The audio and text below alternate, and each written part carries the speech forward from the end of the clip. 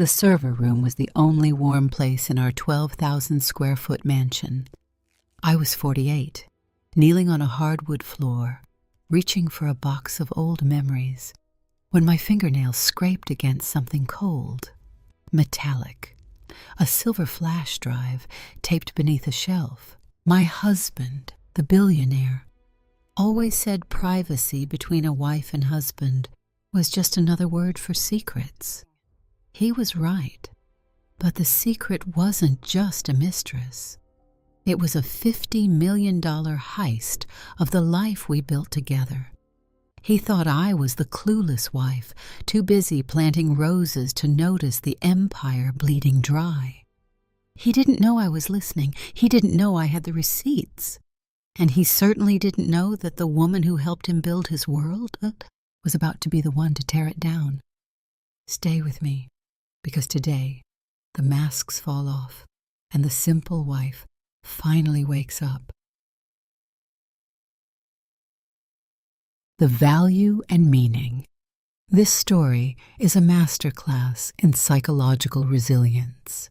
It explores the painful transition from blind trust to cold, calculated clarity, proving that being underestimated is often your greatest competitive advantage. If you believe that the truth is worth fighting for, hit that like button and subscribe to join our community. Comment below. Have you ever had a gut feeling that changed everything? Let's talk about it.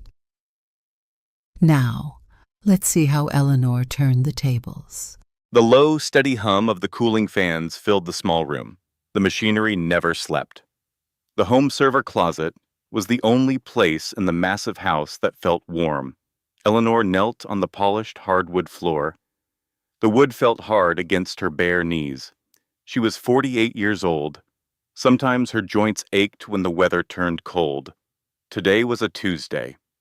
The sky outside the tall mansion windows was gray and heavy with unfallen rain. She reached up for a thick cardboard box on the highest shelf. It was pushed far to the back. The smell of dry dust and old paper tickled her nose. She pulled it forward. The box was heavier than she expected. Her fingers slipped on the smooth cardboard. The box tumbled down. It hit the floor with a sharp, loud smack. Eleanor gasped. The lid popped off. Hundreds of old photographs spilled out across the floor. Pictures from 20 years ago. Pictures from before her husband became a billionaire, before the custom suits and the private flights, back when Harrison wore cheap ties, back when they lived in a 2-bedroom apartment that smelled like cheap coffee and ambition. She sighed. She began to gather the scattered memories. She picked up a photo of their wedding day. Harrison was smiling. He looked right at her. His eyes were full of promises. She smiled softly. She reached under the bottom shelf to grab a stray picture. Her fingernails scraped against something hard, something metallic. Eleanor stopped. She lowered her head to look under the heavy metal rack. A small piece of black tape was stuck to the underside of the bottom shelf. Taped beneath it was a silver flash drive. She peeled the tape away. The adhesive made a sticky, ripping sound. She held the small silver rectangle in the palm of her hand. The metal was surprisingly cold. It caught the harsh fluorescent light of the server room. Harrison handled all the digital storage. He always said the server room was his domain. He said she did not need to worry about the backups. He said it was just boring technical work. Eleanor never had a reason to question him. They shared everything. They built this massive fortune together. She was his partner, but people do not tape flash drives under shelves unless they are hiding something. Her heart gave a strange, heavy thump. Her throat suddenly felt very dry. She stood up. She carried the silver drive out of the humming closet. She walked down the long, silent hallway. The thick carpet absorbed the sound of her footsteps. The house was too big. It was 12,000 square feet of empty space. Harrison was at the corporate office. The housekeeper was off for the day. Eleanor was completely alone. She entered the library. The room smelled of old leather and lemon polish. She sat down at the heavy oak desk. She opened her laptop. The screen flared to life. The bright white light made her blink. She plugged the silver drive into the side of the computer. A small chime rang out from the speakers. A folder appeared on the screen. It was named with yesterday's date. Eleanor moved the mouse. She clicked the folder twice. A gray box popped up. It asked for a password. Eleanor frowned. Harrison never locked his files. He left his phone on the kitchen counter. He left his laptop open on the couch. He always said privacy between a husband and wife was just another word for secrets.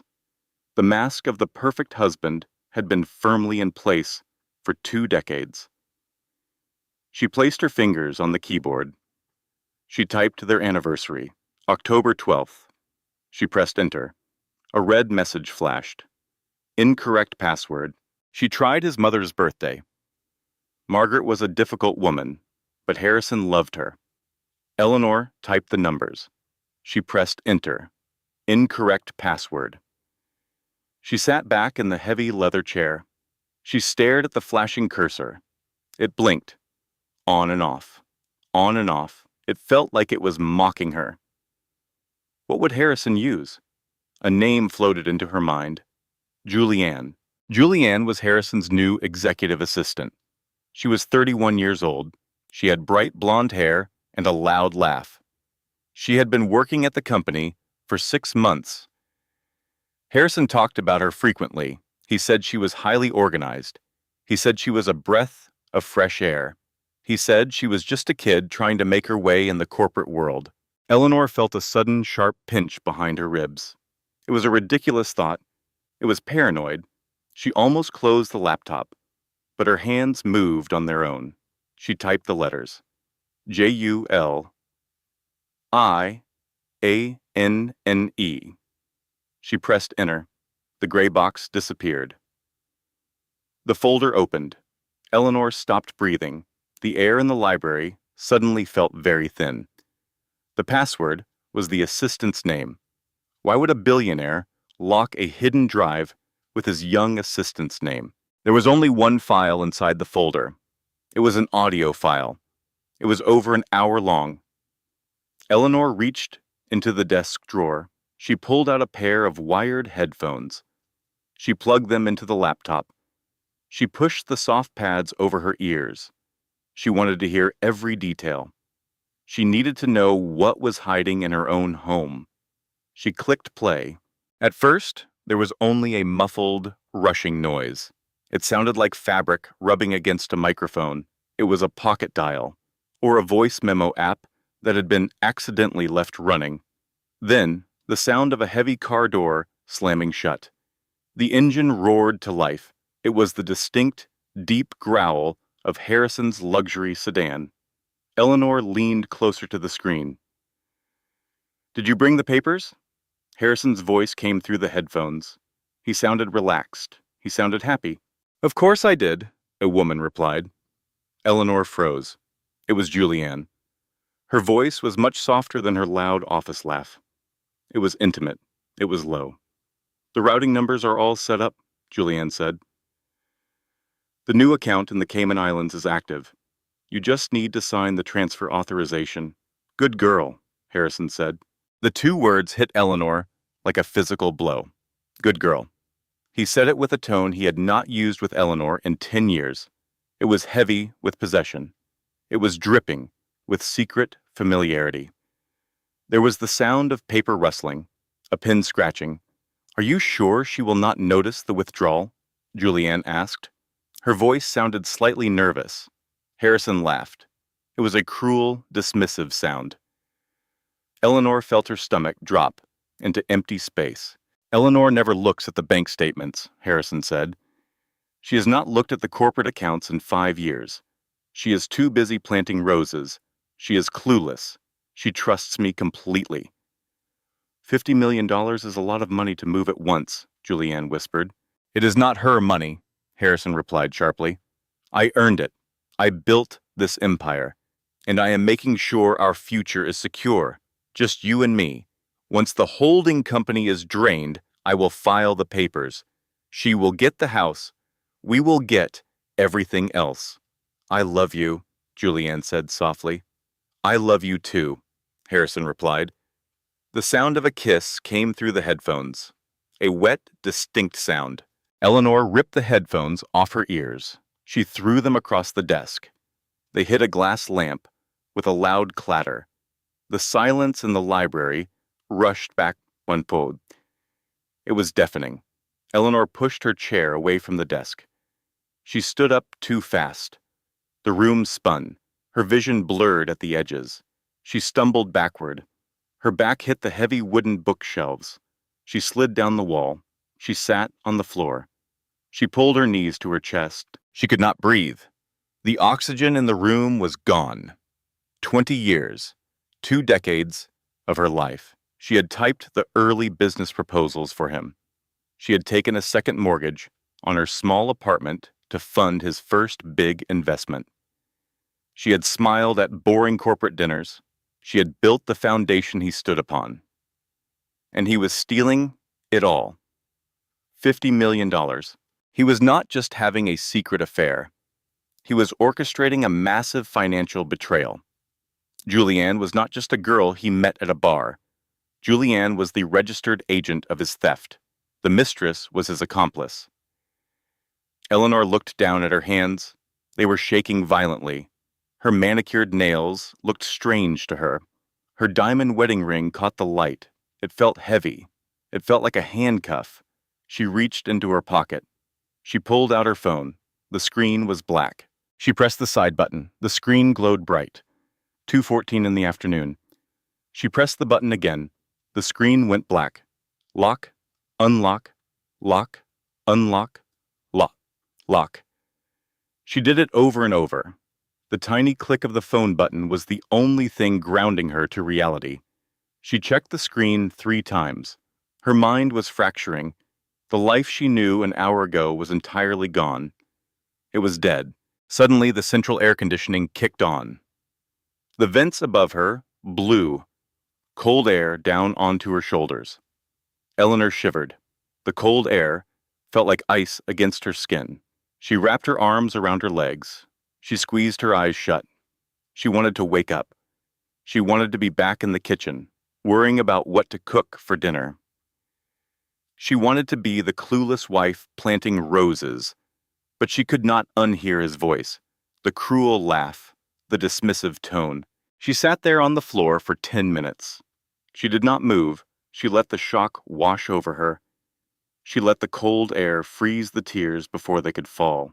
She let the silence of the massive house press down on her. She opened her eyes. The library looked exactly the same. The leather chairs, the expensive rugs. But it was all a movie set. It was a fake life built on a massive lie. Eleanor slowly uncurled her legs. She placed her bare feet flat against the floor. She took a deep, trembling breath. The air filled her lungs. It hurt, but it was real. She looked at the laptop sitting on the desk. The screen was still glowing. The silver flash drive was still plugged in. The proof was right there. She spoke aloud to the empty room. Her voice was cracked, but it was firm. I am not crazy. I know what I heard. The first mask had fallen.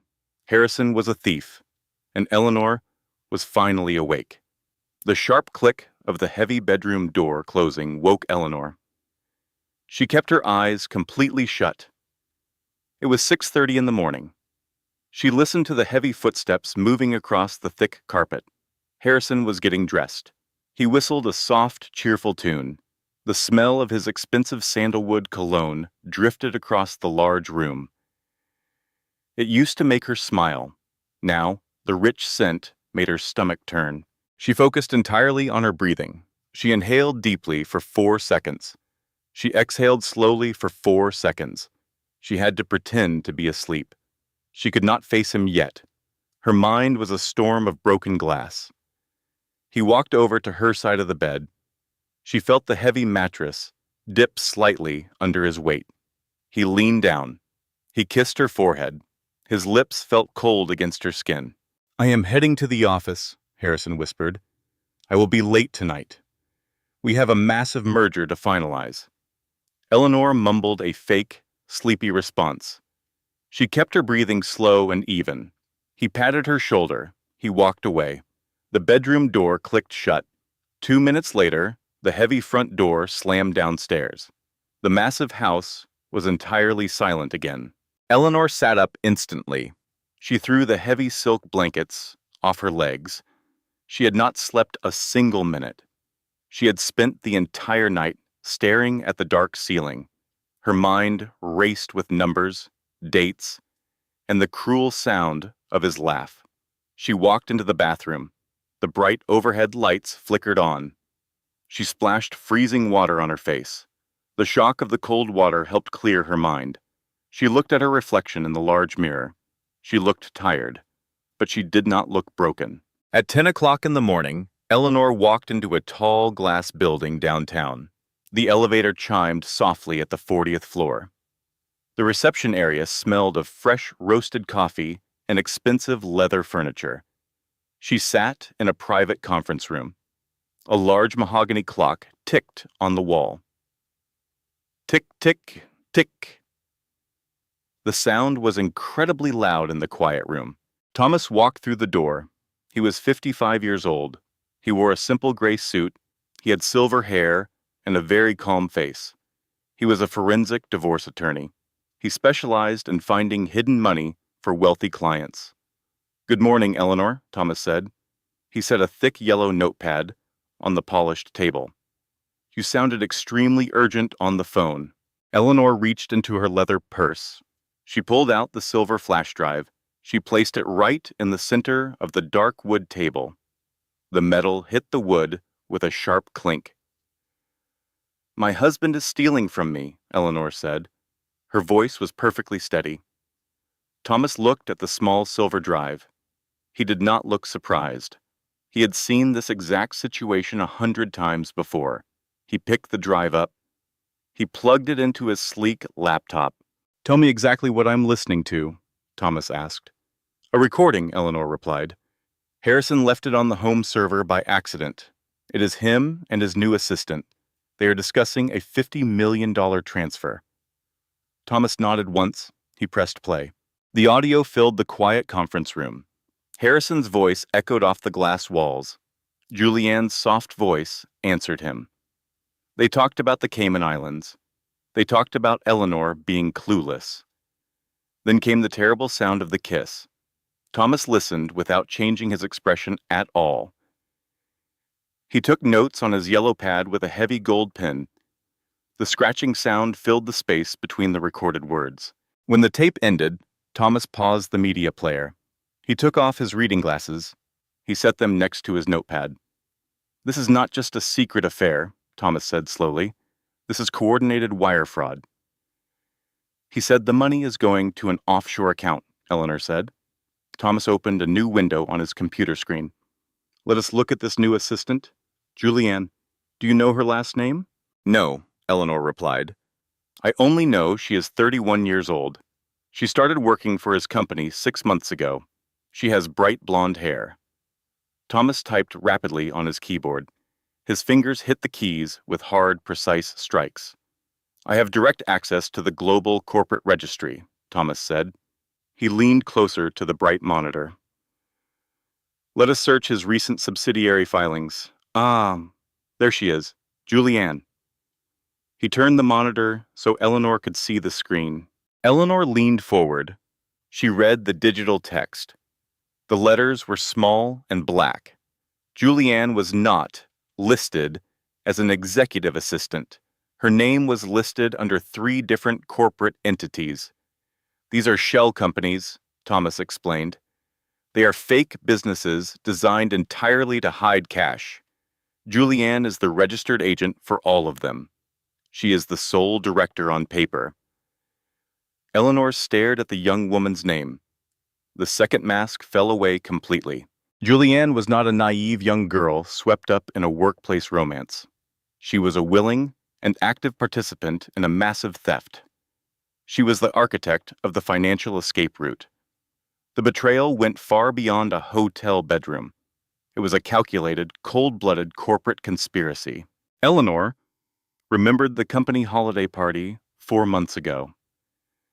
Julianne had worn a red dress. Julianne had smiled at Eleanor. Julianne had complimented Eleanor on her beautiful home. While holding a glass of champagne in Eleanor's living room, the young woman was actively planning to steal it all. "How much money has he moved so far?" Eleanor asked. Her throat felt tight and dry. Thomas clicked another link. He scanned a long list of numbers. According to these public tax filings, his primary holding company has been bleeding cash for 2 entire years, Thomas said. He has likely siphoned over $20 million already. The $50 million transfer they discussed on the tape is the final blow.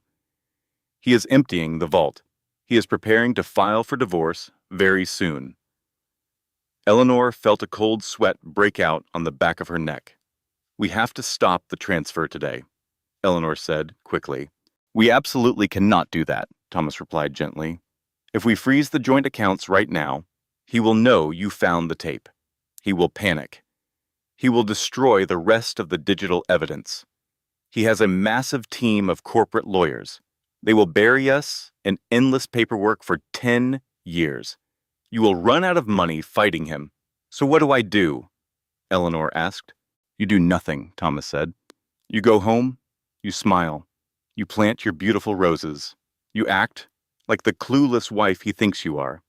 While you play that role, I will quietly trace every single stolen dollar. We will let him make the final transfer. We will let him think he won the game. And then we trap him." Eleanor looked down at the silver drive. "He thinks I am incredibly stupid." "Let him think that," Thomas said. He handed the drive back to her. "Arrogance is a wealthy man's biggest weakness. We will use his pride against him." Eleanor left the office building at noon. The bright city sunlight hurt her eyes. The streets were loud and chaotic. Yellow taxi horns honked loudly. People rushed past her on the crowded concrete sidewalk. She felt completely disconnected from the busy world around her. She got into her car. The black leather seat burned fiercely against her bare legs. She started the engine. The radio immediately blared a loud pop song. She snapped it off with a quick hit of her hand. The sudden silence in the car was a massive relief. She drove away from the city. She headed toward the quiet suburbs. The trees grew thicker and greener. The houses grew much larger. She pulled into her massive stone driveway. She parked the car in front of the garage. She turned off the engine. She sat in the driver's seat. She did not open the door. She looked through the windshield at the giant front door of the house. It looked like a medieval fortress, but it was not a safe home anymore. It was an active crime scene. Her hands gripped the leather steering wheel. She squeezed the wheel until her knuckles turned bright white. She stayed in the parked car for 25 minutes. She was physically unable to turn the handle and step inside her fake life. She watched a small brown bird hop across the perfectly manicured green lawn.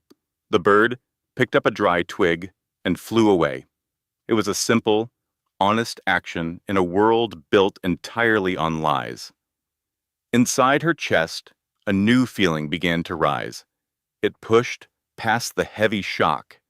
It pushed past the crushing sadness. It was pure, hot anger. Harrison had used her for 20 years. He had taken her youth. He had taken her support. He had taken her blind trust. Now he was trying to steal her future with a 31-year-old criminal accomplice. Eleanor let go of the steering wheel. She grabbed her leather purse. She spoke aloud in the quiet, hot car. Her voice was hard and sharp like broken glass. "I deserve to be treated better than this. I will not be a victim in my own life." She stepped out of the car. The heavy door slammed shut behind her.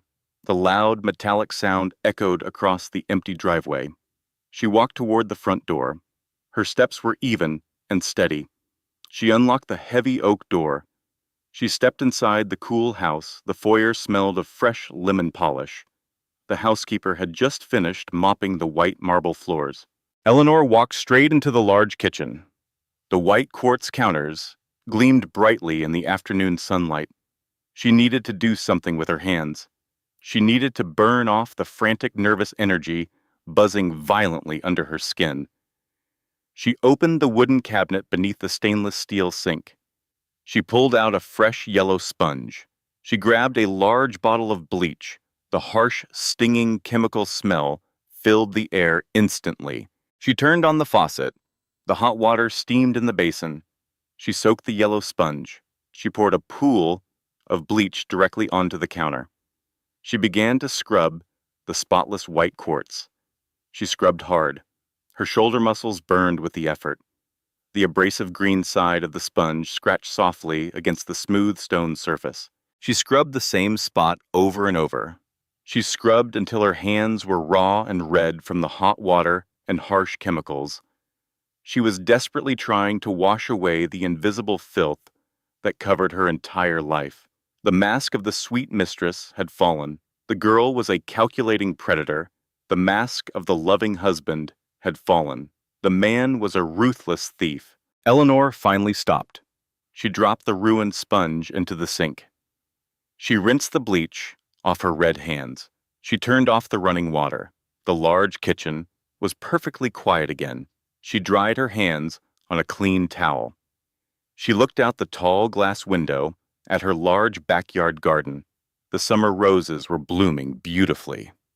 They were bright red and perfectly arranged. Harrison wanted her to be the quiet, obedient wife in the garden. She decided to give him exactly what he wanted. She would water the flowers. She would smile sweetly at dinner. She would ask him how his day was, and while he was not looking, she would quietly build the bomb that would destroy his entire empire.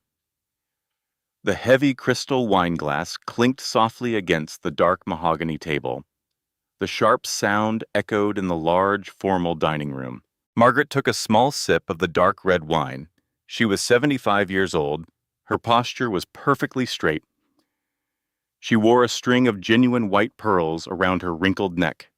She smelled strongly of expensive lavender powder and old money. She wiped her mouth delicately with a white linen napkin. "The roasted lamb is slightly dry tonight, Eleanor," Margaret said. "I will tell the chef to adjust the oven temperature next time," Eleanor replied evenly. The dining room smelled of rich meat, roasted garlic, and fresh rosemary. It was Sunday evening. The weekly family dinner was a strict tradition. Usually, Harrison sat at the head of the long table. Tonight, his chair was empty. He had called 2 hours ago. He claimed he was stuck at the corporate office dealing with an unexpected legal problem. Eleanor knew the truth. Her cheating husband was not at the office. He was likely with Julianne. Eleanor smiled politely at her mother-in-law. She cut a small piece of lamb. She chewed it slowly. The meat tasted like ashes in her mouth. She swallowed hard. She had spent the last 4 days playing the perfect, clueless wife. It was exhausting. Every muscle in her neck and shoulders ached with the effort. "Harrison works too hard," Margaret sighed. "He carries the weight of the entire world on his shoulders. You must ensure the house is a peaceful sanctuary for him, Eleanor. A man with his wealth needs absolute peace at home." "I do my best to keep things quiet," Eleanor said. "Good," Margaret replied. "A successful marriage requires a very understanding wife." Margaret smiled. It was a tight, practiced smile. It did not reach her cold blue eyes. Eleanor looked at the older woman. Margaret had always been critical. She had never thought Eleanor was good enough for her brilliant son, but over the last 20 years they had formed a polite truce. Eleanor respected the matriarch of the family. "I will go to the kitchen to get the silver dessert spoons," Eleanor said. She pushed her heavy wooden chair back. "Take your time, dear," Margaret said. "I am going to make a quick phone call to my sister in the sitting room." Eleanor walked through the swinging wooden door into the massive kitchen. The bright overhead lights hummed softly. The chef had already left for the night. The large house was incredibly quiet. Eleanor walked over to the tall oak pantry. She opened the heavy drawer, holding the polished silverware. She picked up two heavy silver spoons. The metal was cool against her warm skin. She turned to walk back to the dining room. She paused by the dark hallway. The hallway connected the kitchen to the formal sitting room. The door was slightly open. A thin slice of yellow light spilled out onto the dark hardwood floor. Eleanor heard Margaret speaking. Her voice was not polite anymore. It was sharp and urgent. "You need to finalize the transfer tonight, Harrison," Margaret said. Eleanor stopped breathing. Her feet froze to the floor. She stood completely still in the dark hallway. "I do not care what Julianne says," Margaret continued into the phone. "The Cayman funds must be moved before the 1st of the month. If Eleanor hires a divorce attorney early, they will audit the primary accounts. You cannot leave a paper trail." The silver spoons felt suddenly heavy in Eleanor's hands. The third mask shattered into a million pieces. Margaret knew. The matriarch of the family knew everything. She knew about the young mistress. She knew about the stolen millions. She was actively advising her son on how to commit the fraud. "Eleanor is simple," Margaret said, with a cruel laugh. "She is too focused on planning charity dinners. She has absolutely no idea what you are doing. Just keep smiling at her. Keep her calm until the offshore accounts are fully funded." A cold, heavy dread poured into Eleanor's stomach. It was much worse than discovering the secret affair. This was a complete family conspiracy. Margaret sat at Eleanor's dining table every Sunday. Margaret ate the food Eleanor prepared. Margaret hugged her. Margaret smiled at her. And the entire time, Margaret was helping Harrison dig a financial grave for her daughter-in-law. Eleanor felt a wave of dizziness hit her. Her hands began to shake violently. The two silver spoons slipped from her fingers. They hit the hard marble tile of the kitchen floor. The metal clanged loudly. The sharp, ringing sound bounced off the tile walls. It was incredibly loud in the quiet house. The voice in the sitting room stopped instantly. Dead silence followed. "Eleanor?" Margaret called out. Her voice was suddenly sweet and high-pitched again. "Is that you, dear? Did you drop something?"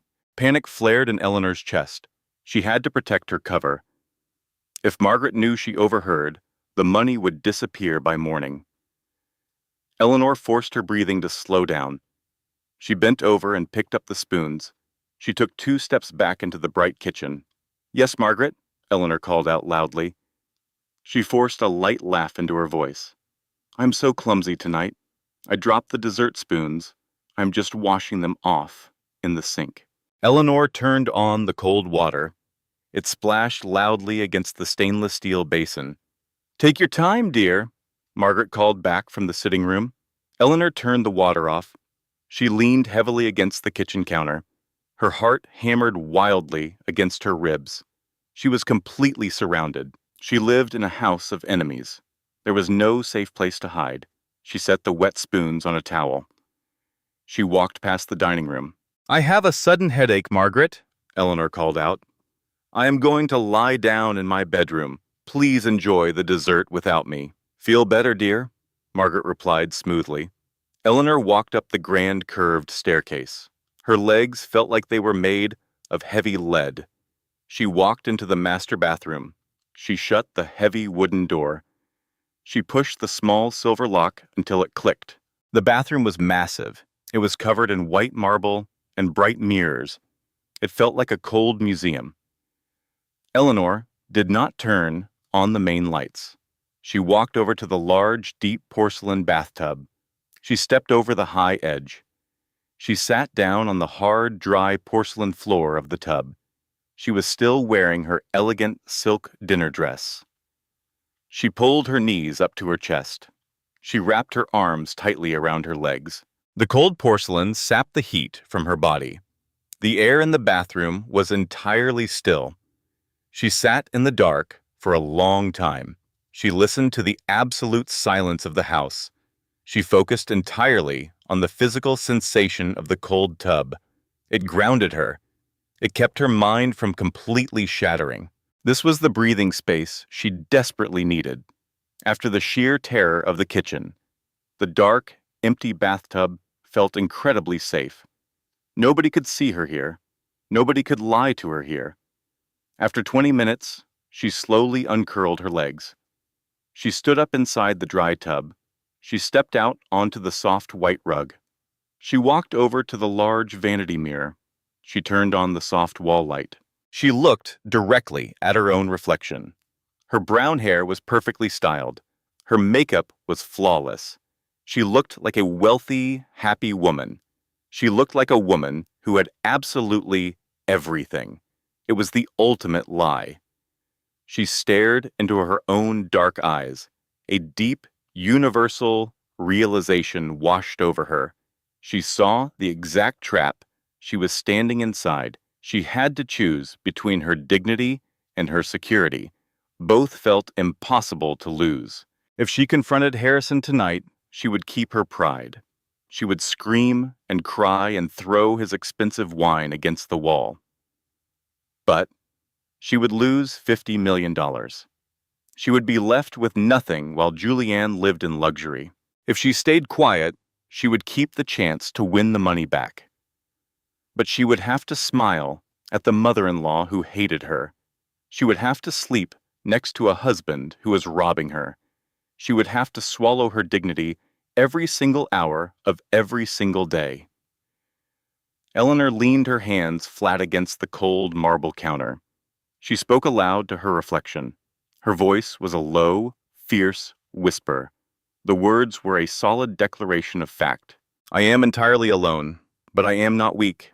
The hardest part is admitting I knew all along. She turned off the bathroom light. She walked out into the dark bedroom. She was ready for the next day. The war had officially begun. The loud hiss of the espresso machine filled the small cafe. The air smelled of dark roasted coffee beans and sweet vanilla syrup. Eleanor sat at a small round table near the front window. She held a warm, white ceramic mug between her hands. The heat seeped into her palms. Clara walked through the glass door. The small metal bell above the frame jingled sharply. Claire was 47 years old. She wore a perfectly tailored beige coat. She was Eleanor's best friend. They had known each other for 15 years. Claire was married to the chief financial officer of Harrison's company. I am so sorry I'm late, Clara said. She pulled out the metal chair. It scraped loudly against the concrete floor. It is fine, Eleanor replied. Traffic is always heavy on Wednesday mornings. Clara sat down. She did not take off her coat. She looked at the menu board above the counter. She looked at her phone. She looked at the floor. She looked everywhere except at Eleanor's face. Eleanor watched her carefully. She noticed the nervous energy. Claire was usually very confident. Today, her hands were shaking slightly. She picked up a white paper napkin. She tore it into tiny pieces. You seem very tense today, Eleanor said. I am just tired, Claire replied quickly. The kids are busy with school projects. My husband is working late every night. The company is dealing with a massive merger. Eleanor took a slow sip of her black coffee. It was bitter and hot. It burned her throat slightly. Harrison has been working very late too, Eleanor said. Her voice was perfectly calm. He relies on his team so much, especially his new assistant, Julianne. Clara froze. Her hands stopped tearing the paper napkin. The color drained completely from her face. She looked pale and sick. Eleanor did not blink. She kept her dark eyes fixed on her best friend. The silence between them stretched out. The cafe noise seemed to fade away entirely. Julianne is very young, Eleanor continued smoothly. Only 31 years old. She is very helpful with the corporate accounts. Clara swallowed hard. She knocked her coffee spoon off the table. It hit the concrete floor with a loud, ringing clatter. She did not reach down to pick it up. Eleanor, Clara whispered. Her voice shook violently. How long have you known? Eleanor asked. Her tone was flat. It held no anger. It held only cold certainty. Tears immediately filled Clara's eyes. They spilled over her dark eyelashes. They ran down her pale cheeks. She covered her mouth with her trembling hand. I wanted to tell you, Clara cried softly.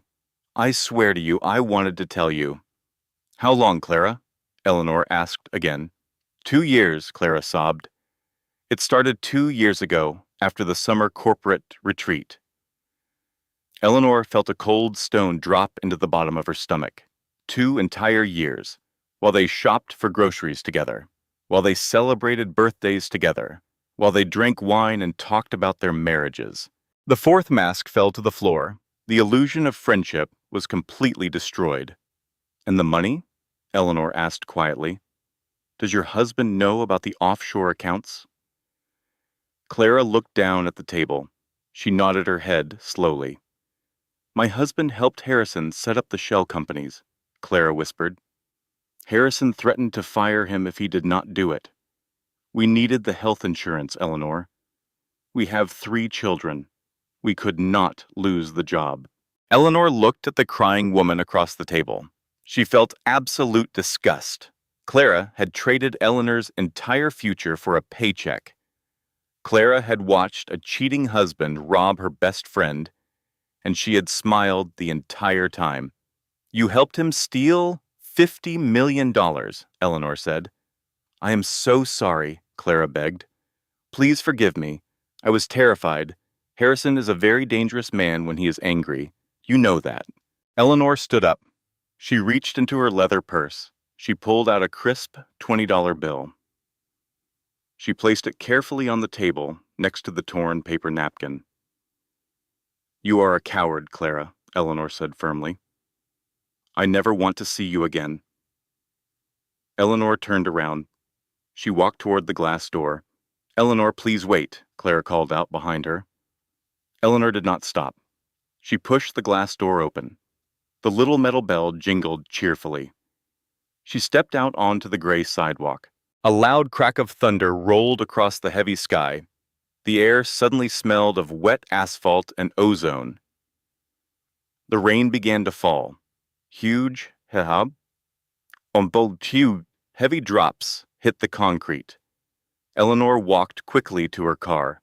The cold rain soaked her brown hair in seconds. Her expensive silk blouse clung tightly to her back. She unlocked the car door. She slid into the driver's seat. She slammed the door shut. The sound of the rain hitting the metal roof was incredibly loud. Tap, tap, tap. It sounded like 1,000 tiny drums. She put the key in the ignition. She started the engine. She drove away from the cafe. She drove through the wet, gray streets. The windshield wipers swept back and forth with a steady, rhythmic squeak. She turned into her neighborhood. She drove through the tall iron gates. She parked her car in the wide stone driveway of her massive house. She turned the engine off. The sudden silence inside the car was heavy. Eleanor sat in the driver's seat. She looked through the wet windshield at the massive wooden front door. The house looked like a dark, empty tomb. She reached for the door handle. Her hand stopped in midair. She could not touch it. Her fingers curled into a tight fist. She pulled her hand back. She sat in the parked car for 45 minutes. The rain continued to beat against the glass. The windows slowly fogged up from her warm breath. The outside world completely disappeared behind a wall of white mist. She was trapped in a small, damp box. This was the absolute bottom. The isolation was total. Her husband was a thief.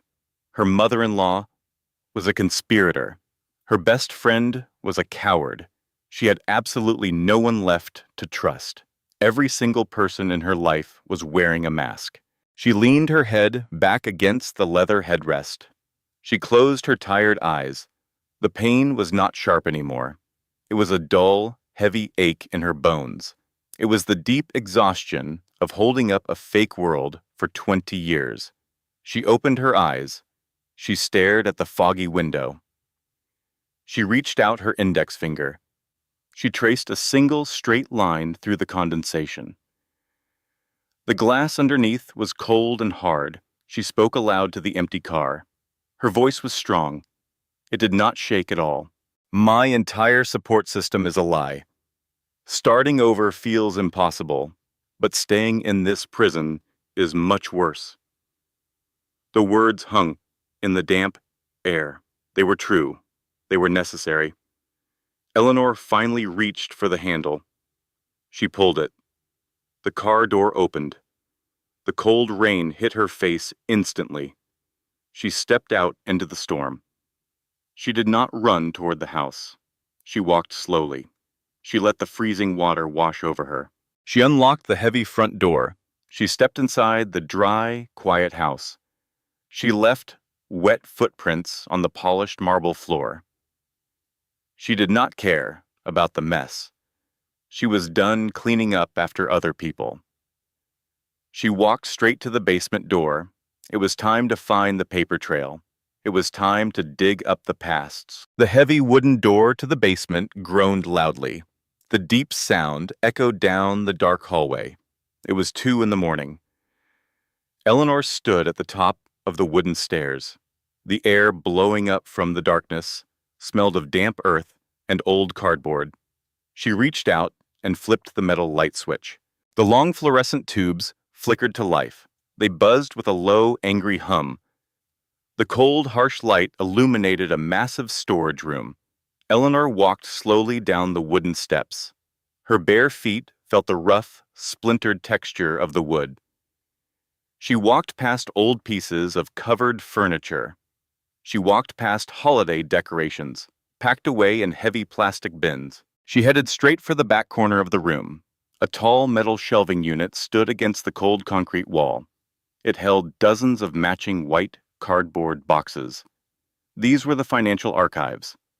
Harrison kept physical copies of everything. He was a highly meticulous man. Every single detail of his wealth was tracked and filed. Eleanor scanned the black dates written on the front of the white boxes. She found the box she was looking for. It was marked with a date from 5 years ago. She reached up and pulled the heavy box down from the middle shelf. Her shoulder muscles strained under the weight. She carried the box over to an old wooden table in the center of the room. She set it down with a heavy thud. A small cloud of gray dust rose into the air. It tickled her nose. She pulled the tight lid off the box. The smell of dry, aged paper immediately filled the cold air. Inside the box were dozens of thick manila folders. Eleanor began to dig through the stacks of bank statements and old utility bills. She was looking for something very specific. Thomas, her divorce attorney, had mentioned a massive initial transfer of corporate assets. He said it happened right before the new holding company was formed. She found a thick folder labeled with the corporate holding company name. It was stuffed tightly with legal documents. Eleanor opened the folder. The paper was thick and heavy against her fingers. She flipped through the pages. The black text was dense. It was filled with complicated legal terms and financial jargon. She did not understand most of the words, but she did not need to understand the corporate law. She only needed to look at the bottom of the pages. She turned the heavy paper until she reached page 42. Eleanor stopped entirely. Her breath caught sharply in her throat. She stared at the bottom of the white page. There was a solid black line printed on the paper. Above the line was her full legal name. On the line was her signature. It was written in bright blue ink. Her own familiar handwriting stared right back at her. She slowly traced the blue letters with her index finger. The ink was dry and perfectly permanent. She forced herself to read the paragraph, printed directly above her signature. The words were very clear. The paragraph stated that she relinquished all voting rights and equity shares in the primary holding company. It transferred sole legal ownership entirely to Harrison. It waived her right to future corporate dividends. She had signed away her entire fortune with a single stroke of a blue pen. The memory rushed back into her mind with terrifying clarity. It was a Tuesday evening exactly 5 years ago. They were rushing to leave the house for a massive charity gala. She was wearing a tight black ijaz evening dress. She was struggling to clasp her diamond necklace. Harrison had walked into the bedroom. He had handed her a thick stack of papers and a blue pen. He had smiled warmly at her. He had kissed her cheek. He had told her it was just routine tax filing for the new corporate structure. He said they were running extremely late for the dinner. He asked her to just sign the bottom pages quickly so his lawyers could file them the next morning. She had trusted him completely. She had not read a single word on the pages. She had scribbled her name in a frantic rush. She had handed him back the papers. She had handed him the exact weapon he was now using to destroy her entire life. The mask of the past shattered completely into dust. Eleanor realized she was not just an innocent victim of a sudden, unexpected betrayal. She was an active, willing participant in her own financial ruin. She had played the part of the compliant, easygoing wife perfectly. She had valued his approval and his warm smile over her own financial security. She had chosen comfortable ignorance over difficult truth. A sickening wave of deep, burning shame washed over her. Her face grew completely hot in the cold basement. Her stomach twisted violently. She closed the thick folder. The sound of the heavy paper slapping together was as sharp as a gunshot. She leaned her weight against the old wooden table. She closed her eyes tightly. The shame threatened to pull her under completely. She felt incredibly stupid. She felt like a foolish child who had given away her own home. But as she stood there in the quiet basement, the heavy shame began to slowly recede. In its place, a tiny spark of pure, white-hot anger ignited. The spark caught fire. It burned fiercely in the center of her chest. It burned away the tears. It burned away the self-pity. She opened her eyes. Her vision was perfectly clear. She looked at the closed folder on the table. She spoke aloud to the empty concrete room. Her voice was low. Her voice was strong. Her voice was completely steady. Somewhere along the way, I became invisible. Never again. She grabbed the thick manila folder. She tucked it tightly under her arm. This was the exact evidence Thomas needed. It proved Harrison had orchestrated the massive theft through deliberate, long-term deceit. It proved he had planned the divorce years before he ever hired Julianne.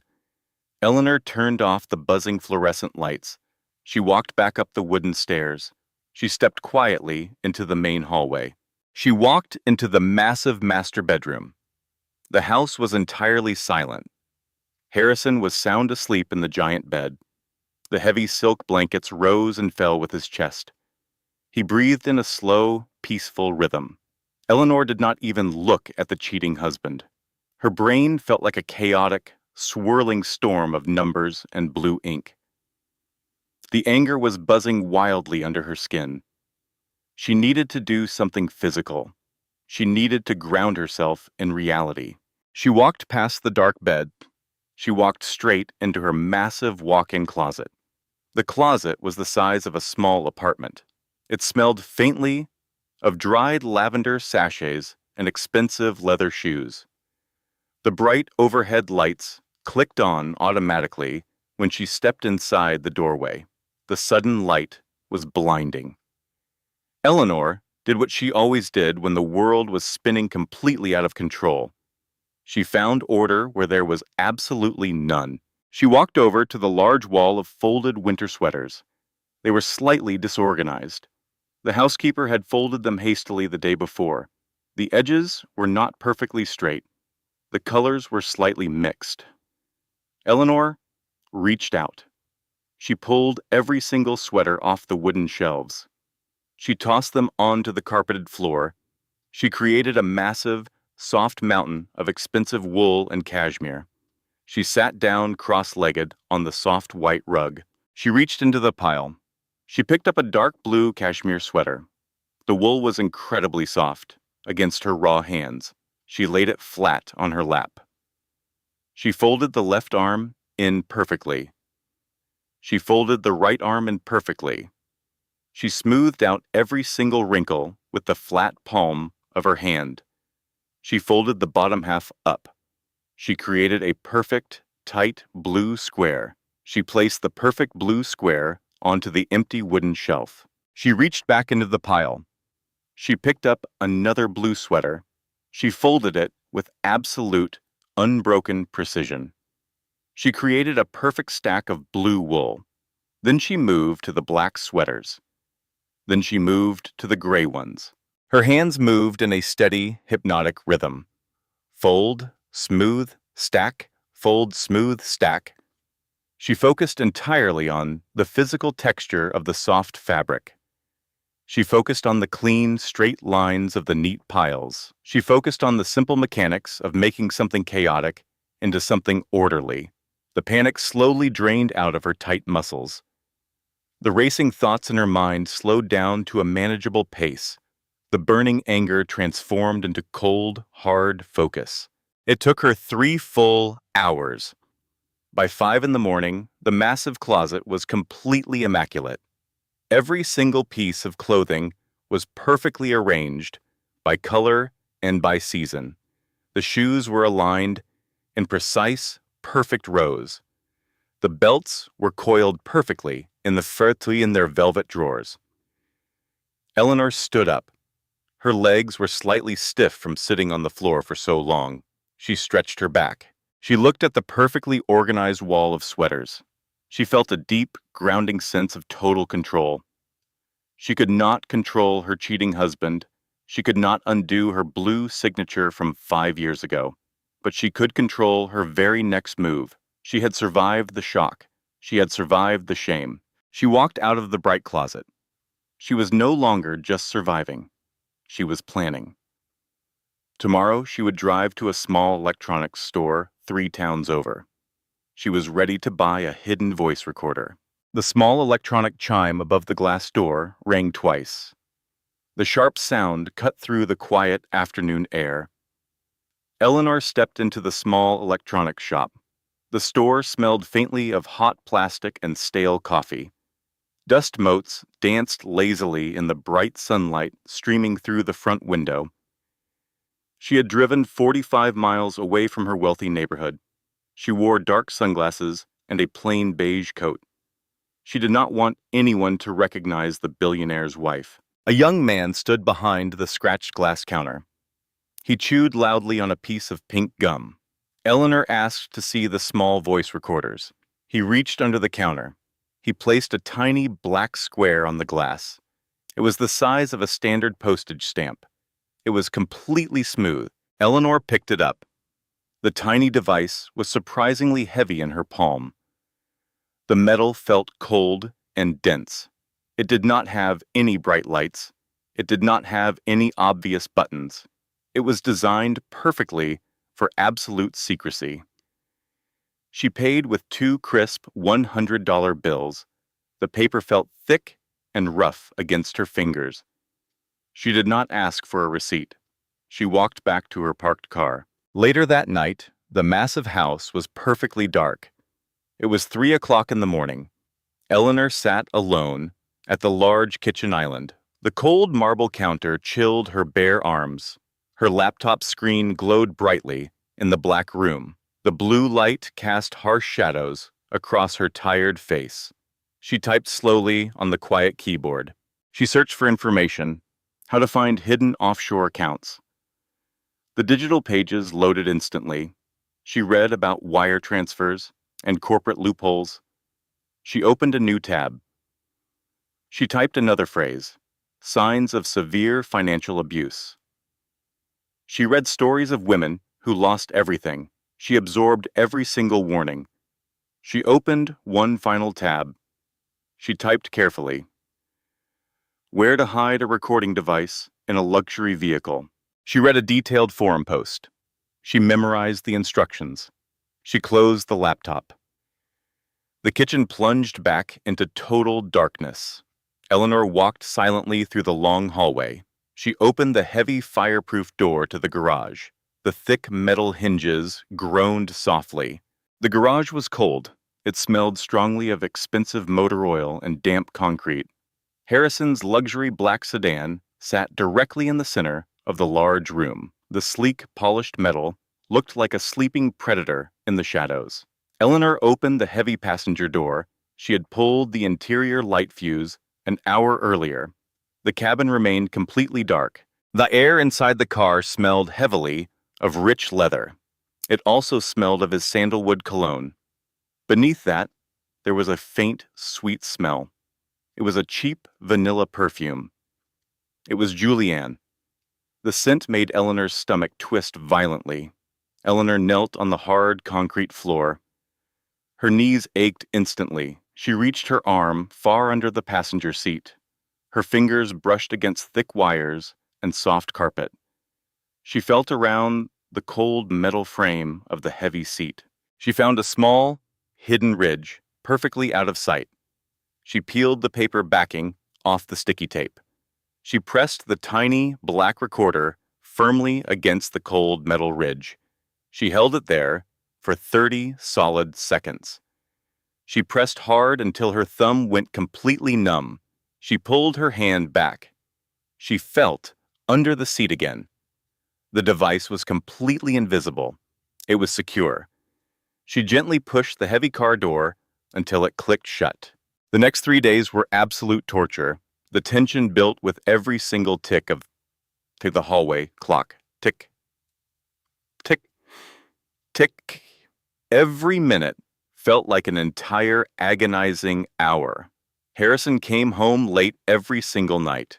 He walked through the front door with a fake, tired smile. He complained loudly about the massive corporate merger. He poured himself large glasses of expensive red wine. Eleanor smiled sweetly back at him. She served him dinner. She asked him gentle questions about his day. She played the role of the perfect, supportive wife. Inside her mind, a massive fire was raging, but outside, the surface of the lake was perfectly calm. On Wednesday night, the strain became almost unbearable. Harrison walked into the dark bedroom at midnight. Eleanor was already in bed. She faced the large glass window. She heard his heavy footsteps on the soft carpet. She heard the rustle of his expensive suit dropping to the floor. Eleanor squeezed her eyes shut. She focused entirely on controlling her breathing. She inhaled slowly for 4 seconds. She held the air in her burning lungs. She exhaled smoothly for 4 seconds. She did not move a single muscle. She pretended to be in a deep, peaceful sleep. Her heart hammered against her ribs like a trapped bird. He climbed into the massive bed. He rolled over. He fell asleep in 10 minutes. Eleanor stayed awake until the sun came up. Finally, Thursday evening arrived. The heavy garage door rumbled loudly. Harrison walked into the kitchen. He tossed his leather briefcase onto the island counter. The heavy bag hit the marble with a loud slap. "I am exhausted," Harrison said. "I need a long, hot shower." He walked up the wooden stairs. Eleanor waited at the bottom step. She listened closely. She heard the heavy glass shower door slide shut. She heard the water running loudly through the thick pipes. She turned around instantly. She ran down the hallway. She slipped back into the dim garage. She opened the passenger door of the sedan. She reached blindly under the leather seat. Her fingers scraped against the cold metal track. She found the tiny black square. She pulled it hard. The strong tape ripped away with a sharp sound. Her hands shook violently as she walked back inside the house. She locked herself inside the guest bedroom. She plugged the tiny device directly into her laptop. A single audio file appeared on the bright digital screen. The digital timestamp showed it was recorded yesterday afternoon. Eleanor plugged in her white headphones. She pushed them deep into her ears. She pressed the play button. First, she heard the low, steady rumble of the car engine. The tires hummed against the paved road. Then she heard a woman laughing loudly. It was Julianne. The bright, confident laugh filled Eleanor's ears. "The final transfer is scheduled for Friday morning," Julianne said. $50 million will hit the Cayman account," Harrison replied. His voice was incredibly smooth. He sounded extremely arrogant. "Are you absolutely sure we are safe?" Julianne asked. "I already told you," Harrison said.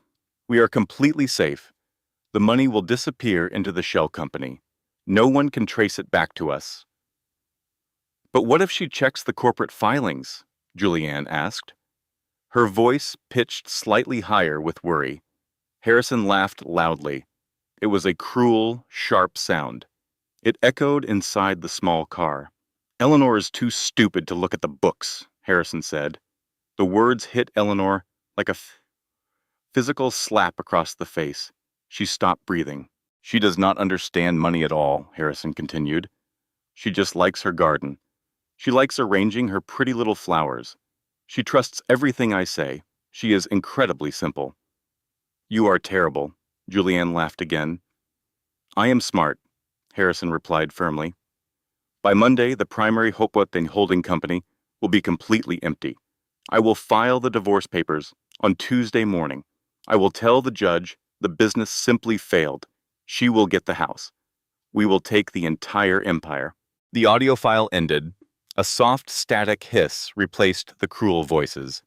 The silence in the guest bedroom was incredibly heavy. Eleanor took the white headphones out of her ears. She set them quietly on the wooden desk. She did not cry. The tears were completely gone. The deep, heavy sadness had evaporated entirely. In its place, she felt a terrifying, thrilling sense of total clarity. This was the ultimate betrayal.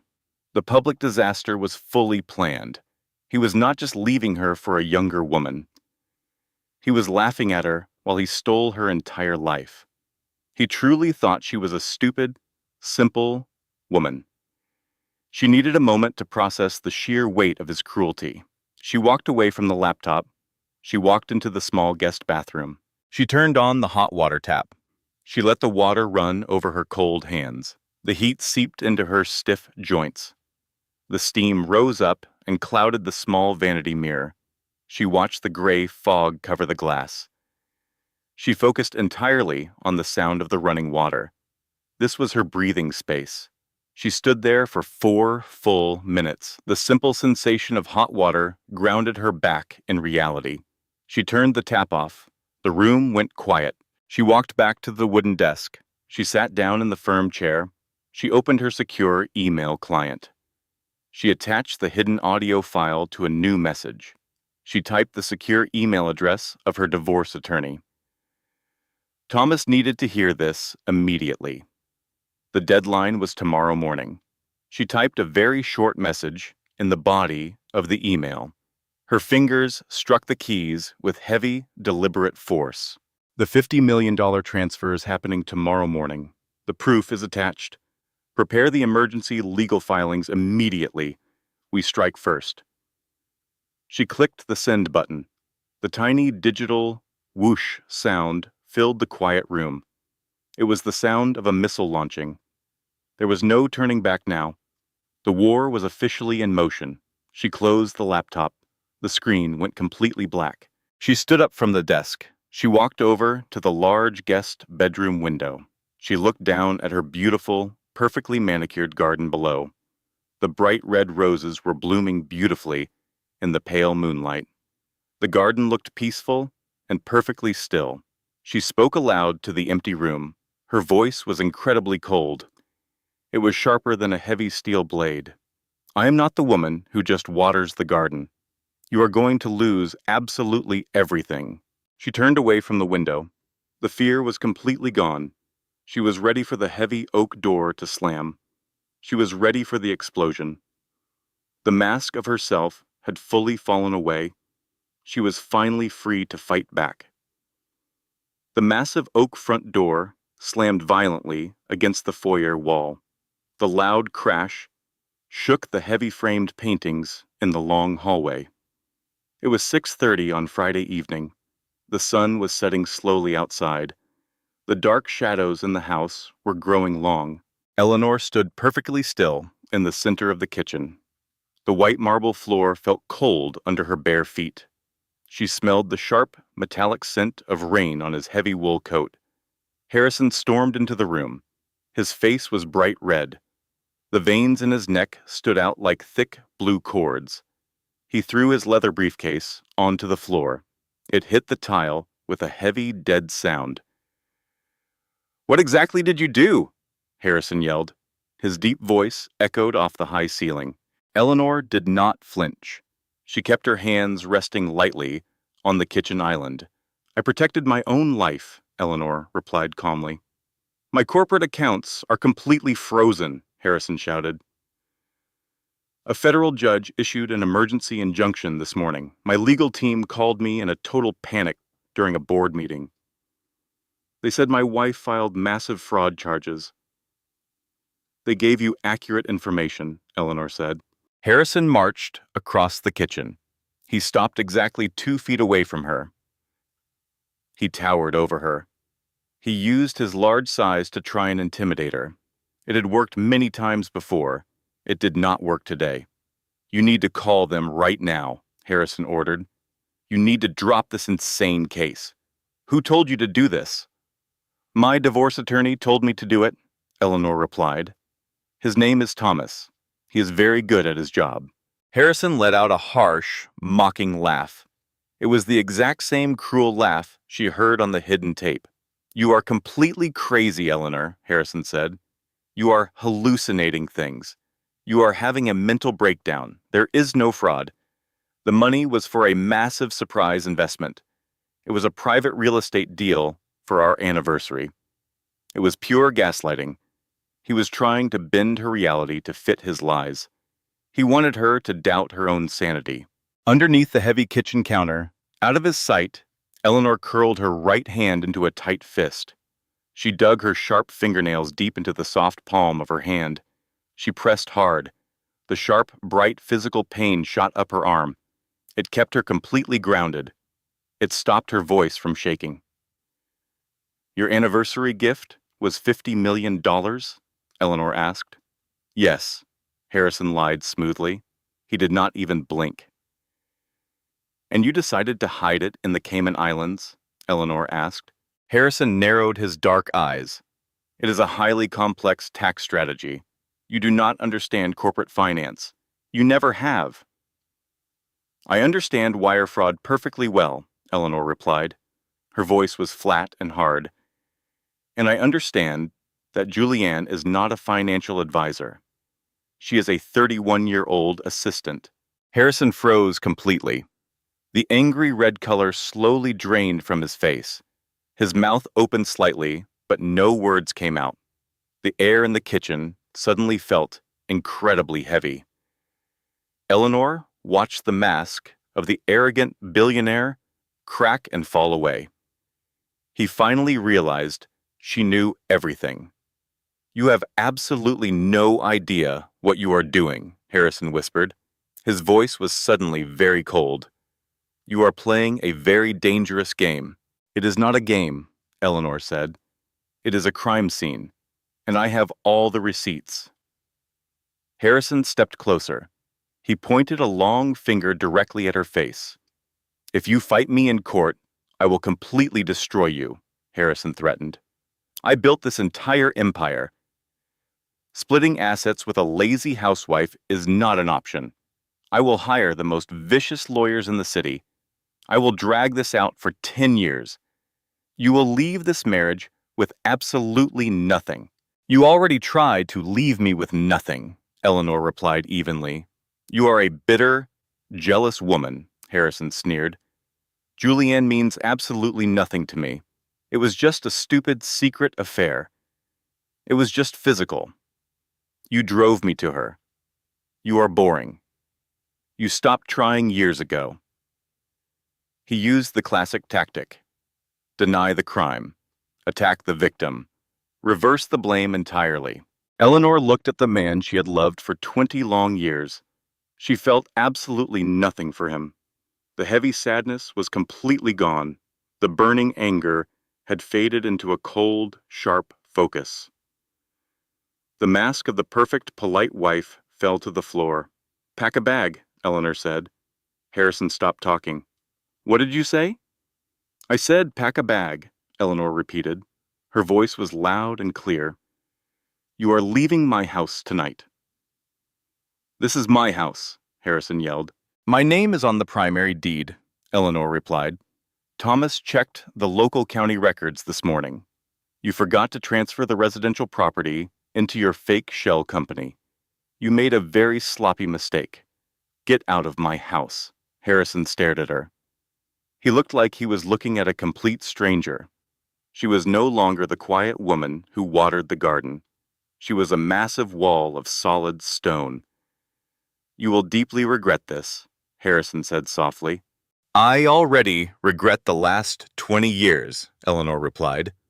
"Get out." Harrison turned around violently. He grabbed his heavy leather briefcase from the floor. He marched out of the kitchen. He walked heavily down the long hallway. The massive oak door opened. It slammed shut a second time. The heavy lock clicked loudly. The massive house was suddenly entirely silent. Eleanor stood alone in the kitchen. She uncurled her tight fist. 4 small, red half-moon marks pressed deeply into her palm. Her hand throbbed slightly. She did not cry. She felt an overwhelming, terrifying rush of pure liberation. The heavy chain around her neck was finally broken. She took a deep, full breath. The air felt incredibly light in her lungs. She walked to the front door. She grabbed her car keys from the silver bowl. She needed to leave the dark house. She needed to feel the real world. She drove her car away from the wealthy neighborhood. She drove for 20 minutes. She headed toward the older side of the city. She parked her car near a small, quiet park. It was the park she used to visit when she was a little girl. The sun had completely set. The tall black street lamps hummed with a low electrical buzz. The yellow light cast long shadows across the green grass. Eleanor walked slowly along the paved path. The air smelled strongly of old pine trees and damp earth. A cold evening wind blew past her. It rustled the dark leaves above her head. She walked over to an old wooden bench near a small pond. The green paint on the wood was peeling and rough. She sat down heavily, the hard wood pressed firmly against her back. This was her breathing space. She sat entirely alone in the dark park. She watched the black water of the small pond ripple softly in the cold wind. There was no one around to look at her. There was no one around to judge her. There was no one telling her she was crazy. She listened to the quiet rustle of the trees. The sound was incredibly peaceful. It was a simple, honest noise. She sat on the wooden bench for an hour. She processed the massive explosion that just happened in her kitchen. She had finally confronted the monster in the dark. The monster had roared loudly, but it had not killed her. She was still breathing. She was still alive. She thought about the threat of the long court battle. She knew Harrison would fight her for every single dollar. He would try to ruin her reputation. He would drag Julianne to the witness stand. He would make the process incredibly painful. But as she sat in the quiet park, she realized a profound truth. She spoke aloud to the dark pond. Her voice was soft, but it carried the heavy weight of absolute certainty. Losing him is not a tragedy. Losing him is survival. I am finally awake. She was ready for the courtroom. She was ready to face the expensive lawyers. She had her hidden audio tape. She had the corporate tax documents. She had the truth completely on her side. Eleanor stood up from the rough wooden bench. She pulled her warm coat tighter around her shoulders. The wind was cold, but she did not feel frozen anymore. She felt awake. She walked back to her parked car.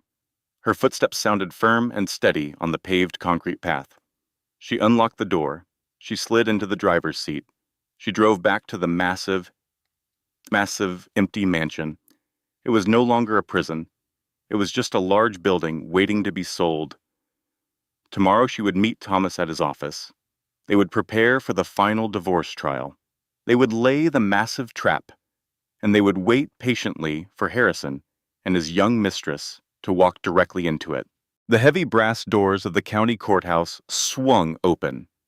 The loud screech of the metal hinges echoed in the massive hall. It was 9 o'clock on a cold Tuesday morning. 3 entire months had passed since the terrible night in the kitchen. The wide corridor smelled strongly of chemical floor wax and old paper. Eleanor walked slowly down the long hallway. Her black heels clicked sharply against the polished marble floor. Click, click, click. Thomas walked calmly right beside her. Her trusted divorce attorney carried a thick brown leather briefcase. He wore a simple gray suit. He looked completely relaxed. Eleanor felt a hard knot of pure tension in her stomach. Today was the final divorce hearing. Today, a stranger in a black robe would decide her entire future. They entered courtroom number 4. The room was very large and very cold. The dark wood panels on the walls looked heavy and ancient. 2 large tables sat in the center of the room. Harrison was already sitting at the defense table. He wore a custom navy blue suit. His dark hair was perfectly styled. He looked like a powerful, wealthy executive. He did not look like a cheating husband. He looked like a man completely in control. Julianne sat directly behind him in the public gallery. The other woman wore a modest pale pink dress. Her blonde hair was tied back in a simple, innocent style. She looked very young. She looked very nervous. Eleanor sat down next to Thomas. The wooden chair was hard and uncomfortable. Harrison turned his head slightly. He looked directly at Eleanor. He smiled a very small, very cruel smile. He was completely confident he was going to win. He thought splitting assets with her was a massive joke. He thought he had outsmarted everyone. The heavy wooden door behind the bench opened loudly. The bailiff told everyone to stand. The judge walked into the room. He was an older man with white hair and thick glasses. He sat down heavily. He slammed his wooden gavel once. The sharp crack of the wood signaled the beginning of the end. Harrison's lead lawyer stood up first. He was a tall man with a very loud voice. He began his opening statement immediately. The lawyer painted a terrible picture of Eleanor. He said she was an emotionally abusive wife. He said she spent all of Harrison's money on useless things. He completely minimized the secret affair. He called it a brief lapse in judgment caused by a cold marriage. My client built a massive corporate empire, the loud lawyer said. His wife simply planted flowers and complained. Now she wants to destroy his legitimate business. She made up wild lies about financial fraud because she is extremely bitter. Eleanor sat completely still. The lies were horrible. They were designed to humiliate her in public. Underneath the heavy wooden table, she curled her right hand into a fist. She dug her sharp fingernails deep into the soft palm of her hand. She pressed hard. The sharp physical pain grounded her.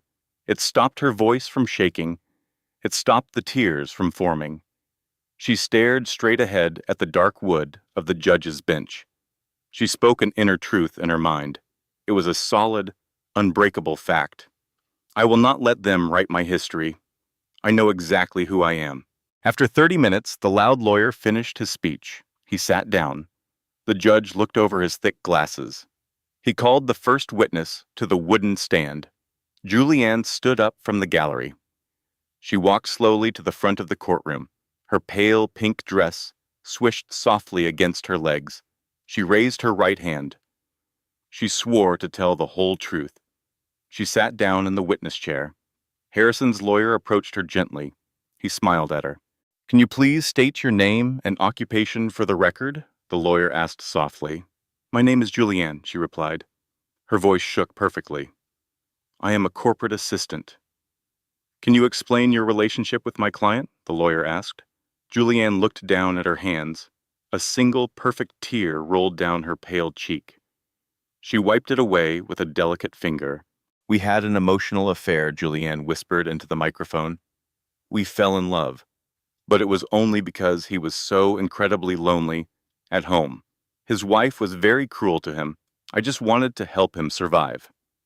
It was a brilliant, disgusting performance. She played the helpless victim perfectly. And what about the $50 million? The lawyer asked. The money transferred to the Cayman Islands? Julianne looked up at the judge with wide, innocent eyes. That was a legitimate corporate bonus, Julianne lied smoothly. Harrison authorized it to fund a new international branch. I was simply filing the paperwork as his assistant. Eleanor misunderstood the accounting documents. She is completely paranoid. The judge nodded slowly. He took a note with his silver pen. He actually looked sympathetic to the crying young woman. Eleanor felt a sudden wave of deep nausea. The system was completely broken. A wealthy man could buy a custom suit and hire a loud lawyer. A young girl could cry fake tears. And the absolute truth could be buried under a mountain of expensive lies. The mask of the justice system seemed to be falling away. The reality was dark and unfair. The questioning went on for an entire hour. Julianne answered every single question perfectly. She never tripped over her words. She never looked angry. She just looked incredibly sad and deeply misunderstood. Harrison leaned back in his leather chair. He looked incredibly relaxed. He actually checked his expensive gold watch. He was bored. He thought the trial was already over. Finally, Harrison's lawyer thanked the witness. He sat down. The judge looked over at the plaintiff's table. Does the divorce attorney for the wife have any questions for this witness? The judge asked. Thomas stood up slowly. He buttoned his gray suit jacket. He picked up a small yellow notepad from the table. Yes, Your Honor, Thomas replied calmly. I have a few very short questions. Thomas walked to the center of the large room. He did not yell. He did not try to intimidate the young woman. He looked at Julianne with a polite, empty expression. You testified that the $50 million was a legitimate business transaction, Thomas said. Yes, it was, Julianne replied softly. And you testified that you were simply an assistant filing paperwork, Thomas continued. That is correct, Julianne said. She gripped the edges of the wooden witness box. You also testified that Eleanor made up the entire story about financial fraud, Thomas said. She is a very jealous woman, Julianne replied. She imagined the whole thing. Thomas nodded slowly. He looked down at his yellow notepad. The courtroom was completely silent. The only sound was the soft hum of the air conditioning vents. Eleanor closed her eyes for just 10 seconds. This was her breathing space. The heavy, suffocating air of the courtroom faded away. She pictured the small, quiet park with the dark pond. She remembered the cold wind in the trees. She centered her mind entirely. She opened her eyes. She was perfectly ready. Thomas walked back to his heavy wooden table. He reached into his brown leather briefcase. He pulled out a small silver flash drive. Eleanor watched the metal catch the bright fluorescent lights of the courtroom. It was the exact same flash drive she found under the shelf 3 months ago. Your Honor, Thomas said clearly, I would like to submit Plaintiff's Exhibit D into the official court record. Harrison stopped leaning back in his chair. He sat up completely straight, his dark eyebrows pulled together in sudden confusion. What is Exhibit D? The judge asked. He peered over his thick glasses. It is a digital audio recording, Thomas replied smoothly. It was recovered from a shared home server. It contains a direct conversation between my client's husband and the witness currently on the stand. Harrison's loud lawyer jumped up from his chair instantly. His face was suddenly red with panic. Objection, the loud lawyer shouted. We have not reviewed this alleged audio file. This is an unfair surprise tactic. The file was submitted to the court clerk yesterday afternoon, Thomas replied calmly. Your office was notified electronically at 4 o'clock. You simply failed to open your email. The judge looked at his computer screen. He clicked his mouse twice. The counselor is completely correct, the judge said firmly. The file was submitted properly. The objection is overruled. You may proceed. The loud lawyer sat down heavily. He looked completely terrified. Harrison stared at the small silver drive in Thomas's hand. The smug smile finally slid off his face entirely. A drop of cold sweat appeared on his forehead. Julianne looked wildly at Harrison. Her fake tears stopped completely. She looked like a trapped animal. Thomas plugged the silver drive into the court's media laptop. He connected the audio cable to the main speaker system. The speakers clicked loudly. Eleanor sat perfectly still. Her breathing was slow and entirely steady. The long, agonizing wait was finally over. The mask of her own polite silence was completely gone. The quiet strength she found in the dark closet and the cold park was solid as iron. She looked directly at her cheating husband. Thomas moved his hand to the laptop keyboard. Let us listen to the truth, Thomas said quietly. He pressed the play button. Are there any other chapters you need help with? A sharp burst of audio static cracked through the large wall speakers. The harsh sound echoed loudly off the dark wood panels of the courtroom. Everyone in the large room completely froze. Thomas kept his finger resting lightly on the laptop keyboard. Then, the deep, rumbling sound of a luxury car engine filled the air. Did you bring the papers? Harrison's recorded voice asked. His tone was incredibly relaxed. It sounded arrogant and completely confident. Julianne sat absolutely rigidly in the wooden witness box. The fake tears on her pale cheeks dried instantly. Her eyes grew extremely wide. She stared at the black speakers on the wall. Of course I did, Julianne's recorded voice answered. Her voice was soft and intimate. The lev? Julianne gripped the edge of the wooden railing. Her knuckles turned completely white. She looked like she was going to be physically sick. The routing numbers are all set up, the recorded Julianne continued. The new account in the Cayman Islands is active. You just need to sign the transfer authorization. At the defense table, Harrison stopped breathing entirely. He grabbed the edge of the heavy mahogany table. He squeezed the thick wood until his hands shook violently. His custom navy suit suddenly looked too big for him. The arrogant billionaire looked like a terrified child. His loud lawyer dropped his heavy gold pen. It hit the floor with a sharp clatter. Good girl, the recorded Harrison praised her. Eleanor sat perfectly still next to Thomas. She did not look at the floor. She did not look at her hands. She looked directly at her cheating husband. She watched his massive ego shatter into a million tiny pieces. Are you sure she will not notice the withdrawal? The recorded Julianne asked nervously. Then came the laugh. The cruel, dismissive laugh filled the silent courtroom. It was incredibly loud over the large speakers. Eleanor never looks at the bank statements, the recorded Harrison mocked. She is clueless. She trusts me completely. Once the holding company is drained, I will file the papers. She will get the house. We will get everything else. The recording played, and the billionaire's empire crumbled in exactly 42 seconds. Thomas pressed the stop button. The sudden silence in the courtroom was absolutely deafening. It was heavier than deep water. Nobody moved. Nobody coughed. The quiet stretched out for 10 long seconds. The judge took off his thick glasses. His face was bright red with pure anger. He glared down from his high wooden bench. He looked directly at the young woman in the witness box. Miss Julianne, the judge said. His voice was dangerously low. You just swore an oath to tell the absolute truth in my courtroom. You stated that the $50 million was a legitimate corporate bonus. Would you like to change your official testimony? Julianne opened her mouth. No sound came out. She closed her mouth. She looked desperately at Harrison for help. Harrison did not look back at her. He stared blankly at the dark wooden table. He was completely trapped. "Your Honor," the loud lawyer stammered. He stood up slowly. His confident voice was entirely gone.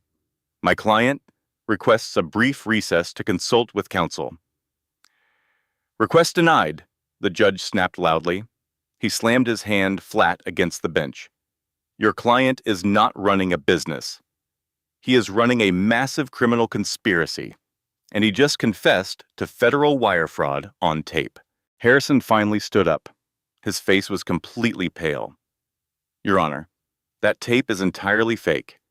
She edited my voice. She is trying to ruin me." "Sit down immediately," the judge ordered. The command cracked like a heavy whip. Harrison slowly sat back down in his hard wooden chair. The mask of the powerful executive was completely destroyed. Everyone in the room saw exactly who he really was. He was a greedy, arrogant thief. The judge turned his angry attention back to Thomas. "Counselor, do you have the original digital file?" the judge asked. "Yes, Your Honor," Thomas replied smoothly. "The file contains hidden metadata. It proves the exact date and time the recording was made. It proves the audio has never been altered. My forensic team verified it completely. Submit the drive to the court bailiff immediately," the judge commanded. Thomas unplugged the small silver drive. He handed it to the tall bailiff. The judge looked back at Harrison. The anger in his eyes was absolute. "I am issuing an immediate, total freeze on all corporate and personal accounts," the judge declared loudly. "I am invalidating the corporate transfer documents. I am also forwarding this audio file directly to the federal prosecutor's office. You are no longer just splitting assets in a divorce trial. You are facing decades in a federal prison." Harrison buried his face in his trembling hands. The proud man was completely broken. Julianne began to cry again, but these were not fake, delicate tears. She sobbed loudly. Her shoulders shook violently. She realized Harrison could not protect her. She was the registered agent for the illegal shell companies. She was going to take the massive fall right alongside him. The judge picked up his heavy wooden gavel. "This divorce trial is suspended pending the criminal investigation," the judge announced. "The plaintiff will retain full possession of the marital home and all frozen domestic assets. Court is adjourned." He slammed the gavel down hard. The sharp crack echoed through the room. It was the sound of absolute victory. The judge stood up and walked out the back door. The heavy tension in the room broke instantly. The bailiff began to gather the legal files. Harrison's loud lawyer furiously packed his brown leather briefcase. He did not say a single word to his ruined client. The lawyer practically ran out of the massive wooden doors. Eleanor remained seated. She did not cheer. She did not laugh. She did not throw insults at the cheating husband or the sobbing mistress. She maintained total, perfect grace. She watched Harrison slowly stand up. He looked entirely hollow. He looked at Eleanor. His dark eyes were filled with pure defeat. He finally realized the massive mistake he had made. He had underestimated the quiet woman who watered the garden. He walked slowly down the center aisle. He did not wait for Julianne. He abandoned her completely to save himself. Julianne rushed out of the witness box. She ran out the side door, crying loudly into her hands. Eleanor and Thomas were finally alone at their table. "You did perfectly," Thomas said quietly. He smiled a warm, genuine smile. "You kept your composure. You let them destroy themselves." "Thank you, Thomas," Eleanor replied. Her voice was incredibly steady. "Thank you for believing me." Eleanor stood up. She smoothed the front of her dark skirt. She walked out of the large, cold courtroom. She stepped into the wide marble hallway. The air outside the courtroom felt completely different. It smelled cleaner. It felt lighter. She found a small, quiet wooden bench near the tall glass windows. She sat She sat down. The warm morning sunlight streamed through the thick glass. It hit her face directly. The heat felt incredibly good on her cold skin. This was her breathing space. She closed her eyes. She listened to the distant sound of traffic outside the heavy building. She felt the solid wood of the bench beneath her. She felt the warm sunlight on her cheeks. She took a very deep, very slow breath. She held the clean air in her lungs. She exhaled smoothly. For the first time in 20 years, she was completely safe. She did not have to pretend anymore. She did not have to worry about hidden bank accounts. She did not have to smile at Margaret's cruel comments. She did not have to tolerate Clara's fake friendship. The entire toxic system was completely burned to the ground. She opened her eyes. She looked out the tall window at the bright blue sky. She spoke her inner truth aloud. The words were a solid, unbreakable declaration. I survived the absolute worst. I am finally free. The truth is my permanent shield. She thought about the last 3 terrible months. She thought about the shock of finding the hidden file. She thought about the deep, burning shame in the dark basement. She thought about the terror of hiding the recorder in his car. It was a brutal, exhausting journey. But she had walked entirely through the fire. She had not burned away. She had simply hardened into solid steel. She realized she had won the greatest victory possible. The true victory was not the massive fortune she would keep. The true victory was the complete return of her own reality. Everyone finally saw the exact same truth she saw. The gaslighting was permanently over. She stood up from the warm wooden bench. She picked up her dark leather purse. Her future opened up in ways she had never dared to imagine. She was 48 years old. She was wealthy. She was incredibly strong. And she was completely, wonderfully alone. She walked down the long marble hallway toward the heavy brass doors. Her heels clicked cheerfully against the hard floor. She pushed the heavy doors open. She stepped out into the bright, beautiful morning. The war was over. It was time to finally live. The soft, cheerful whistle of the tea kettle filled the bright kitchen. The sound was light and happy. It was not like the heavy, humming silence of the old mansion. Eleanor stood by the stove. The morning sunlight poured through the large window. It turned the white quartz counters into glowing paths of light. The air in her new home smelled like fresh peppermint tea and warm cedar. It was a smaller house. It only had 3 bedrooms, but every inch of the space belonged entirely to her. 6 months had passed since the final day in the courtroom. Eleanor reached for a ceramic mug. It was hand-painted with bright blue flowers. She bought it at a local street fair. She did not have to worry if it matched a formal set. She liked it. That was the only reason she needed now. She poured the hot water. The steam rose up and warmed her face. She took a deep, slow breath. The air felt incredibly clean. The primary ending of her long struggle was finally settled. The splitting of assets had been a total victory for her. Thomas, her brilliant divorce attorney, had secured $80 million in the final settlement. Harrison had tried to hide the money, but the federal prosecutors had found every single penny.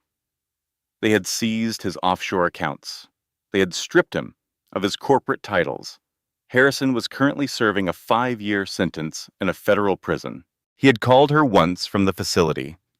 His voice had sounded small and weak over the static-filled line. He had actually suggested marriage counseling. He told her he was a changed man. He said he finally realized his mistakes. Eleanor had listened to him for exactly 10 seconds. Then she had hung up the phone.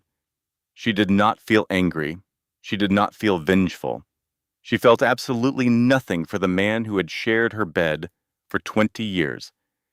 He was just a stranger in a blue jumpsuit. The secondary ending of her story involved the others who had worn masks. Julianne was gone. She had turned against Harrison to avoid a long prison sentence. She had moved to a different state. Her reputation in the corporate world was completely destroyed. No one would hire a woman who helped a billionaire steal from his own wife.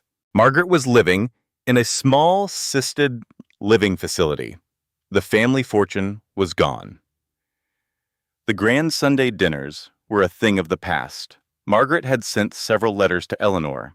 She asked for money. She asked for a visit. Eleanor had ignored every single one. She was no longer the polite daughter-in-law who accepted insults with a smile. Clara had tried to apologize. She had called Eleanor dozens of times. She had left long, crying voicemails. Eleanor had blocked her number. She realized that some bridges were meant to be burned. She did not need a friend who watched her drown and did nothing to help. Eleanor carried her tea to the small wooden table in the breakfast nook. She sat down and looked out at her new garden. It was not a massive, professional landscape. It was a wild, beautiful patch of earth. She had planted lavender, rosemary, and tall yellow sunflowers. She did the work herself. Her fingernails were often dirty. Her back often ached. But the flowers were hers. She was reinventing herself, one day at a time. She had started taking a painting class at the local community center. She was not very good at it yet. Her colors were often messy, but she loved the feeling of the brush against the canvas. She loved the freedom of creating something from nothing. She was also volunteering at a local center for women. She helped them understand their legal rights. She talked to them about financial independence. She told them her story. She watched the light of recognition in their eyes. She knew she was making a real difference. Eleanor took a sip of her tea. The warmth spread through her chest. She reached for a red apple sitting in a wooden bowl. She picked up a small paring knife. She began to peel this apple. She moved the knife in a slow, steady circle. The red skin came away in one long, unbroken ribbon. It was a simple, grounding task. It was her mere technique for the morning. She focused entirely on the physical sensation of the cool fruit and the sharp blade. She was no longer the invisible wife. She was no longer a character in someone else's play. She thought about the tertiary ending of her journey. She looked toward the future. She was 48 years old. Her life was not ending. It was just beginning. She had $80 million. She had her health. She had a heart that was finally healing. She was planning a trip to Italy in the fall. She wanted to see the art in Florence. She wanted to eat pasta in a small village. She wanted to walk through the streets without looking over her shoulder. Starting over was terrifying. She admitted that to herself every single morning. But staying in that prison of lies would have been much worse. She set the long red apple peel on the table. She sliced a piece of the white fruit and ate it. It was crisp and sweet. The house was incredibly quiet, but it was a peaceful silence. It was the silence of a woman who finally knew her own worth. Eleanor stood up. She walked over to the kitchen counter. She had a bowl of bread dough rising under a clean cloth. It was her mother's old recipe. The smell of yeast and warm flour was comforting. It was a scent from her childhood. It was a scent of honest things. She pulled the cloth away. The dough had doubled in size. She began to knead the dough. She pushed her palms into the soft, elastic surface. She turned it over and pushed again. The rhythmic motion was hypnotic. Her arms felt strong. Her hands felt capable. She was baking for herself. She was living for herself. She spoke her final inner truth aloud to the bright, sunlit kitchen. Her voice was full of deep, quiet power. It was the voice of a woman who had found her own soul in the wreckage of $1 billion lie. I finally understand. The prison door was unlocked the whole time. I was my own jailer, and now I am completely free. She placed the dough into a glass pan. She slid it into the warm oven. She walked to the back door. She stepped out into her garden. The morning air was cool and crisp. The sun was high in the blue sky. The yellow sunflowers were turning their faces toward the light. Eleanor walked to the center of the yard. She stood with her feet firmly on the grass. She looked up at the endless sky. She was not a billionaire's wife anymore. She was Eleanor. She was a survivor. She was a strategist. She was a woman who knew how to fight. She closed her eyes and felt the heat of the sun on her skin. She felt the wind in her hair. She felt the solid earth beneath her feet. She was 48 years old. She was wealthy. She was strong.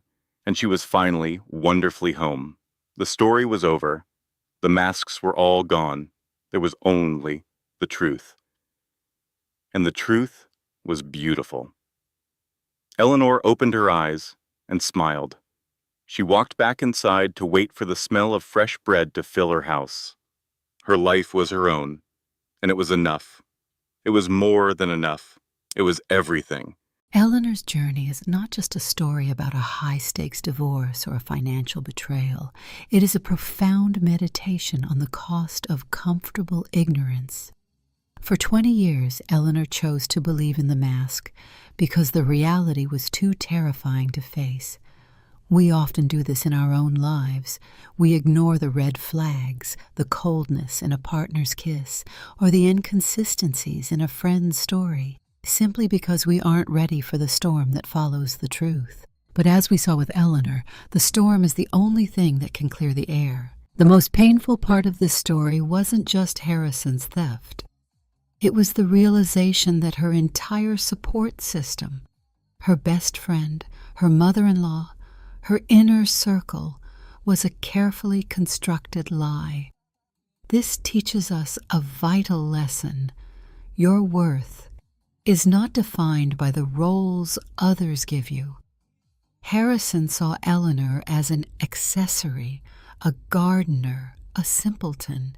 Because he didn't value her, he assumed she was incapable of seeing him.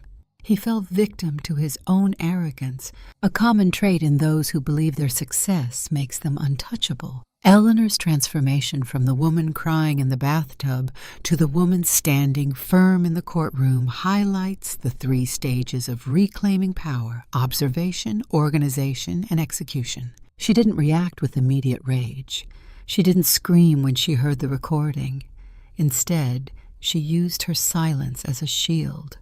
She organized her sweaters to find her focus, and she organized her evidence to find her freedom.